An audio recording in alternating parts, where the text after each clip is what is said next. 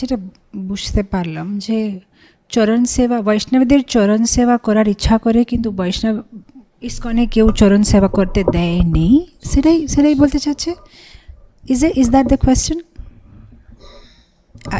Is it specifically because of her gender, that because she's a woman, that's what she means to say?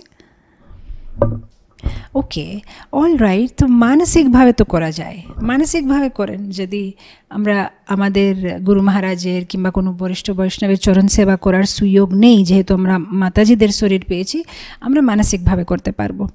অনেক রকম সেবা আছে।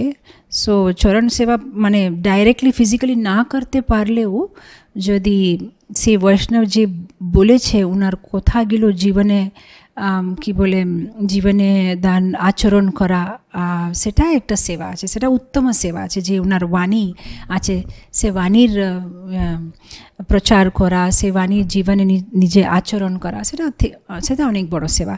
অনেক সময় আপনি দেখবেন অনেক ভক্তরা খুব সুন্দরভাবে চরণ সেবা করবে, গুরুর চরণ সেবা করবে, গোলাপ জল ঢালবে, মধু, দই, দুধ সব কিছু ঢালবে, কিন্তু নিজের জীবনে কিছু আচরণ করতে চায় না, যে গুরু বাক্যে, গুরু মুখ পদ্ম বাক্য, তাহলে লাভ কী আছে?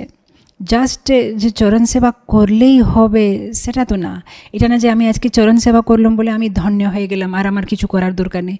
আমাদের জীবনে আচরণ করতে হবে, সেটা অনেক বড় চরণ সেবা। শুধু 5 মিনিটের ক্রিয়া না এটা, যে আমি করে দিলাম আর আমি ধন্য হয়ে গেলাম, না। এটা তো একটা আনন্দ।